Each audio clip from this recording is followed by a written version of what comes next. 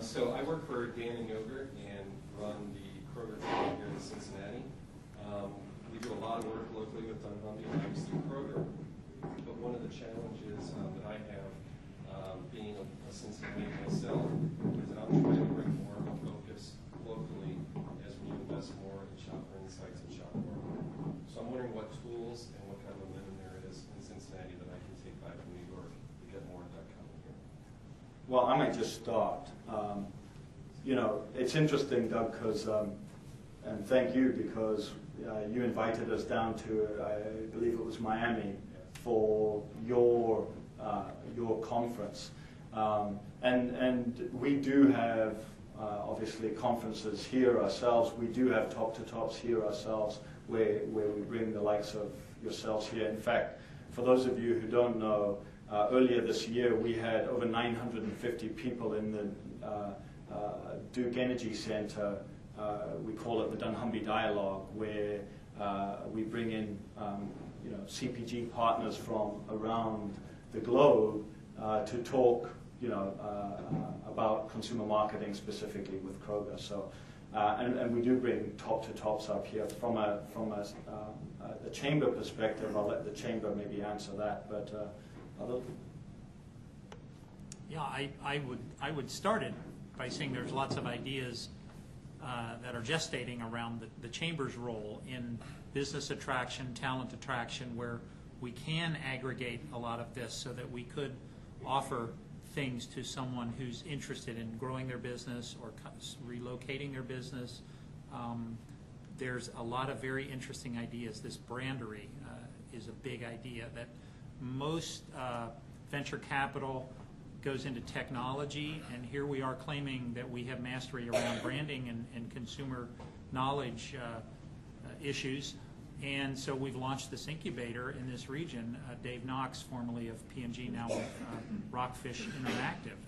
So suddenly we have a business incubator around branding. What a great idea in its infancy.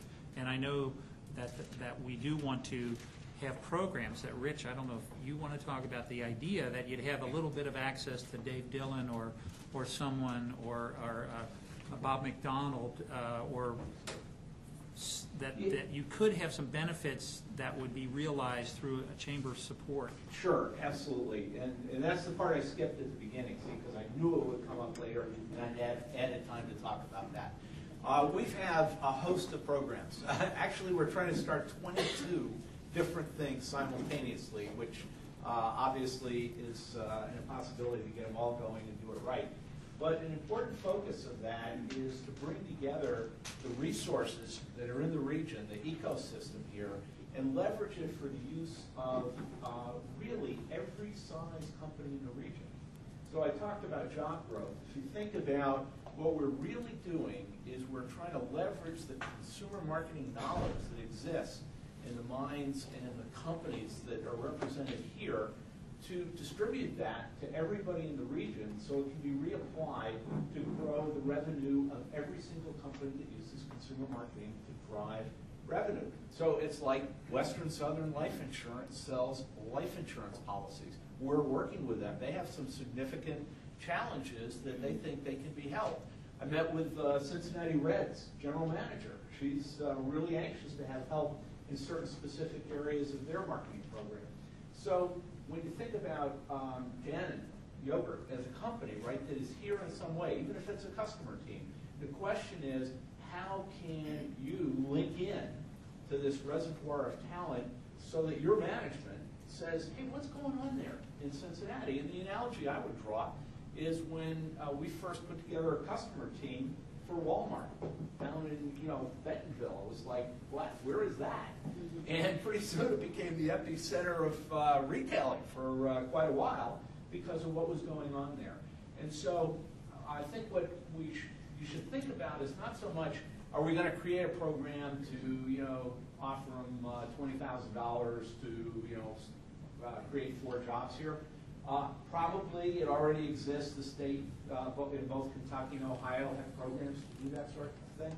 But the real key is what's the business value that can be delivered. So what knowledge can they access here in Cincinnati as a result of the interactions that you and your team we'll have with the rest of the people sitting in this room, these people up here, that will provide critical information and perspective and new points of view to your headquarters until I finally say, just as we at P&G said, we better have more people down there in Bentonville because there's important things going on there that are critical to our business. And so I wouldn't think so much about programmatically exactly what are we going to do. I would think about a lot of the programs that we're launching that are designed to create a more robust networking opportunity among all of the companies in Cincinnati, both that do consumer marketing in some way, the marketing services and professional firms that we have here, the anchor companies, so that you get the same kind of effect that you have in Silicon Valley, where everybody's talking to everybody all the time, and the result of that conversation is, if you want to know what's going on in technology, that's where you go to find out. And we're going to create that same thing here, and that's going to be of incredible value to your company and other companies, and they're going to, it's not going to be about, can Doug find them a program that gives them $20,000 to create 2 new jobs here. It's going to be about, we have to be there because that's where the future of marketing has been invented and will be invented in the future. And you can start today. You don't need a program. You're here today talking to people, collect cards. There are all these LPK people right in front of you, a Kroger person. What do they know about what's going on? So that's what you should think about, is using this ecosystem, using this network to build value that's obvious to your company back in their headquarters, that they need to be investing and have more people there. And a great example of that, and I'm going to jump on something you said, Jerry, is the Brandery. If you guys have 10 minutes, just go online and check out what they're doing. And you've got the likes of LPK donating their time, Jerry donating his time to phenomenal innovation in Cincinnati. It's fantastic. It's a great venture that's right here in Cincinnati. So if you have 10 minutes, check out what the Brandery is doing. It's just a great example of what we can do here in Cincinnati. Two small kind of executional thoughts for you. Samples. We learned that samples are great, so no, I'm kidding. All right, the real one.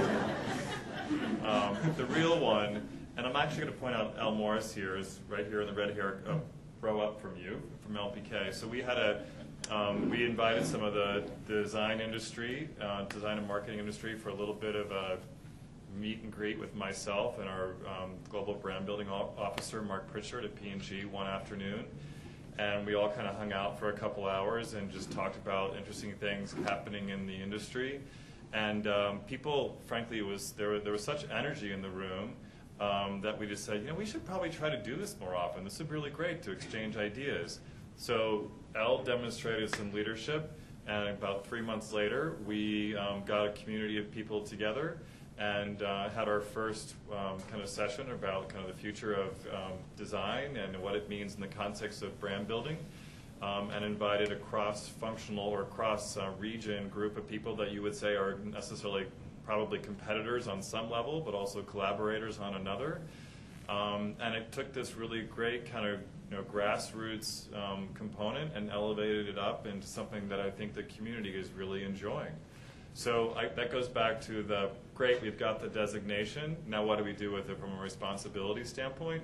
I could hook you up with 10 people inside P&G who are trying to figure out the future of shopper marketing right now, and who would love to work with you in that context. So, okay?